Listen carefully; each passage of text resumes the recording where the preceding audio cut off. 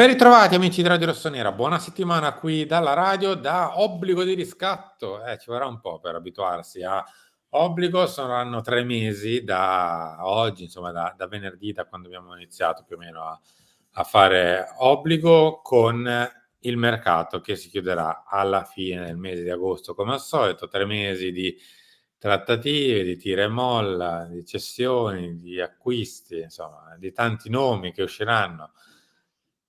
Va bene, come al solito viaggeremo insieme. Enrico Boiani, ciao. Ciao, buongiorno a tutti, ben ritrovati. Tra l'altro arriviamo da 2 estati di Obbligo di Riscatto, direttore, completamente differenti, Mh. no, perché una è stata lunga, logorante, di trincea quasi, no, un mese e passa su un solo giocatore, e invece poi la scorsa è stata rapida, frenetica, no, con 10 e passa acquisti e non ci si fermava un secondo. Chissà, sarà una via di mezzo tra le 2? Sarà più simile alla precedente? Sarà più simile a quella di 2 anni fa? Lo scopriremo con il tempo e vi invitiamo a supportarci mettendo un mi piace, iscrivendovi al canale, attivando la campanella e lasciando un commento qua sotto, dicendoci anche se vi va magari che tipo di mercato vi aspettate, se è più simile a quello dello scorso anno, a quello dell'anno precedente, una via di mezzo, insomma diteci la vostra. Allora, a proposito di quello che hai appena finito di dire Harry, io credo che, insomma, questo sarà un mercato ancora diverso rispetto sia a quello che abbiamo vissuto l'anno scorso che quello che abbiamo vissuto 2 anni fa, per un paio di motivi soprattutto, che riguardano il nostro obiettivo principale, cioè la punta. La punta costa. E quindi ci dobbiamo mettere nell'ordine di idee che quando devi comprare una punta bisogna mettere sul piatto soldi, non si può fare il ragionamento salgo di 250.000 € alla volta, perché purtroppo non funziona così sulla punta. L'abbiamo già visto in questi primissimi giorni di mercato cosa accade con le punte, tra commissioni e soprattutto, aspetto numero 2, la concorrenza. Noi abbiamo fatto 2 sessioni di mercato in cui i nostri concorrenti sono stati a volte Newcastle, al massimo il Lipsia. C'erano forse, credo che siano queste le squadre principali che ci hanno dato fastidio a livello di, diciamo così, di massimo livello di squadra. Qui si sta parlando di squadre che ti vengono a battagliare con Arsenal, Bayern Monaco, Tottenham. Le italiane se cedono e se cedono hanno soldi a quel punto. Quindi, insomma, si tratta di un campo di battaglia completamente diverso. Bisogna saper scendere su questo altro campo di battaglia, che non è il solito, quello dei giocatori presi a 20 perché Pulisic alla fine alternative al Milan non c'erano, Loftus-Cheek idem, Chukwueze sì, c'era una mezza alternativa, un'alternativa forse c'era, Reinders no, insomma l'anno scorso non c'è stata, diciamo così, da guerreggiare. Per la punta invece sì, se vuoi una punta di livello si battaglia e bisogna... Guarda, non abbiamo mai usato questo termine, poi ti lascio parola Henry, perché sembra un po' sempre un po' triviale. Quest'anno bisogna aprire il portafoglio, bisogna mettere i soldi sul piatto. Sì, c'è poca alternativa, cioè in realtà non è un terreno, tra virgolette, "complicato", nel senso che la questione è molto semplice, ehm, bisogna pagare, cioè nel se il discorso è più semplice di quanto si possa credere, cioè non stiamo parlando di una competizione difficile perché sono squadre magari messe meglio di te, sono squadre che possono offrire chissà che cosa, eccetera.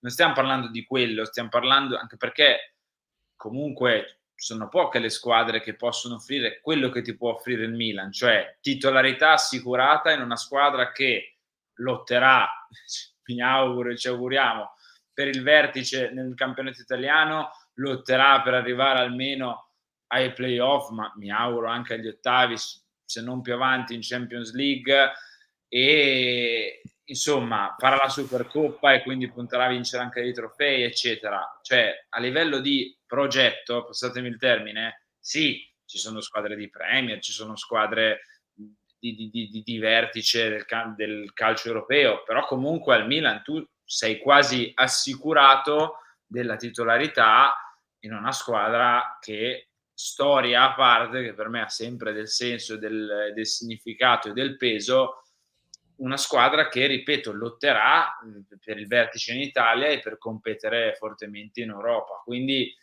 non credo che sia quello il terreno in cui il Milan avrà difficoltà. Il punto è sempre quello economico, perché le punte a livello di cartellino costano, se hanno dei cartellini bassi o con clausole vorrà dire che ci saranno delle commissioni alte, che bisogna pagare perché il calcio di oggi è così, e a livello di ingaggio forse non ci si potrà più fermare ai 3,5, 4 che sono stati gli stipendi poi degli acquisti dello scorso anno, maggior parte di quelli. Ecco, perché se poi competi con una squadra di Premier, anche di media classifica, che può dare 5, 5 e mezzo, e forse devi un attimino, insomma, ricalibrare il tutto. Quindi non si scappa da un certo punto di vista, ma ripeto, è l'unico ostacolo o l'unico punto su cui il Milan magari è un po' carente e deve capire che deve fare un passo in avanti, quello economico, perché per il resto, ripeto,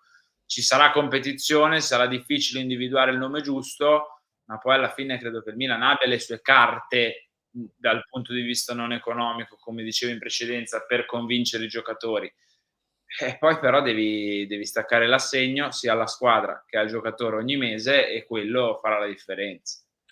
Anche perché due questioni ancora. Una, se il Bayern Monaco veramente si mette nell'ordine d'idea con il nuovo allenatore di venire a prendere Zirkzee, lo prende. Cioè, non è che ci sono troppe alternative, anche perché ha questa sorta di diritto di precedenza sugli altri, quindi poi deciderà lui cosa fare, non diventa più un nostro problema.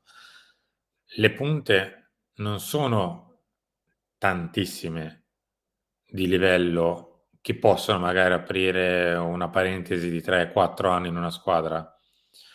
Sono contate forse sulle dita di una mano, non ce n'è così tante di attaccanti in giro per Europa, che tra l'altro magari sono anche prendibili, perché poi o chi è accasato o chi costa troppo, chi non parte, insomma. Tu l'occasione di andarti a prendere una punta veramente la confini sulle dita di una mano. Io credo che in questo momento un po' dei nostri ragionamenti del passato devono essere messi in un cassetto, non calpestati, ci mancherebbe, però ragionamenti del tipo ma quel giocatore, le mie valutazioni, penso che più di 30 non possa valere, e se arrivano a chiederci 32, no, è troppo, si cambia obiettivo. Per la punta quest'anno bisognerà fare un discorso un po' diverso. Io spero che il Milan lo voglia fare, perché altrimenti non se ne esce sulla questione della punta, perché insomma, i nomi sono sempre gli stessi. Sesco costa dai 65 di base, di clausola, a salire, con commissioni, ingaggi, eccetera. Zirkzee costa poco meno, tra clausola, commissioni più alte e ingaggio. Gli altri, insomma, li conosciamo tutti. Gyökeres credo che sia over budget per quasi tutti, tranne le pochissime squadre che se lo possono permettere. C'è Gimenez, c'è Guirassy, c'è David, che per motivi diversi sono un pochino più abbordabili, poi più o meno le punte sono finite. Eh Io, sì. tipo lo Giroud della situazione, che ha 32, mi pare, o 33, viene al Milan per fare 3 anni finali di carriera, ma con ancora un po' di benzina nel serbatoio, che ti può realmente fare il 9 titolare per 2 o 3 anni. Io non lo vedo. Magari se qualcuno conosce uno Giroud Ah, simile, al con la limite classe di Morata Giroud, può essere paragonato per certi aspetti, non per il livello, capiamoci, per tipologia di operazione, però comunque non costa 1 milione, ne costa una ventina. E soprattutto Morata cosa fa? Il titolare? Dai la numero 9 del Milan a Morata a quest'età, in questi termini, non lo so.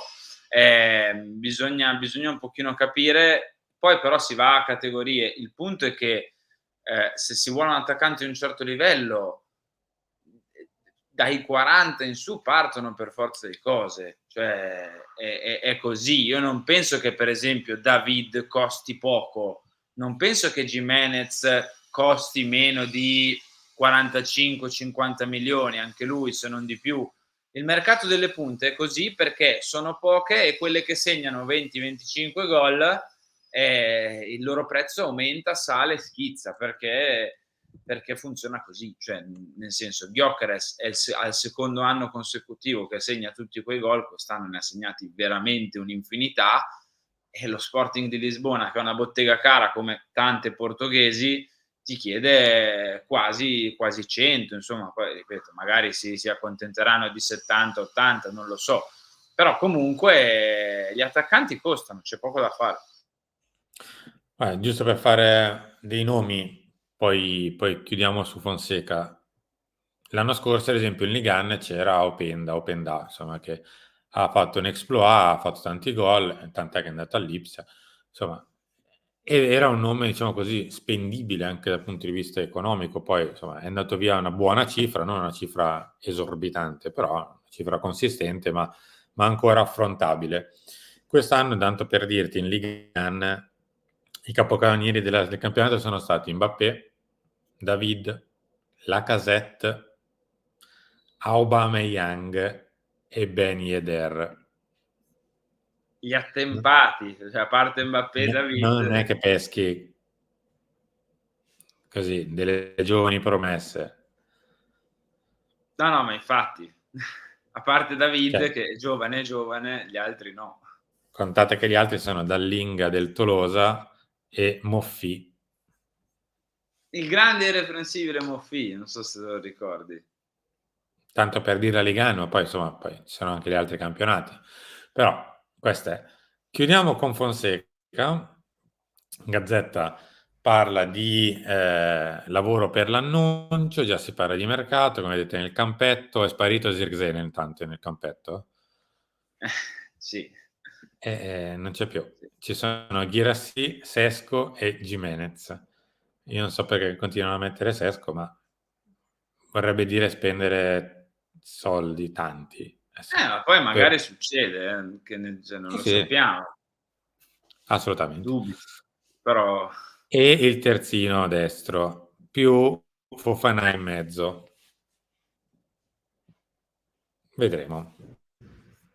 però direttore, cioè allora io non so quanto possa costare il terzino, non so quanto possa costare Fofana, ma se è vera sta storia, se mai dovesse essere vera sta storia dei 100 milioni per il mercato, proprio puliti, escluse le cessioni, come trapela, i conti li fai presto, attraverso le cessioni copri più o meno i costi di mediano e terzino all'incirca, e il resto del budget se non è per la punta poco ci manca.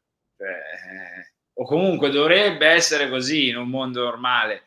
Poi non so se sarà effettivamente così, anche perché forse cosa dovremmo aggiungere? Un difensore d'esperienza possibilmente, però non penso che vai a spendere 35, 40 milioni per un difensore o 25, 30 milioni per un difensore. È più probabile che prendi un difensore un po' meno in prestito.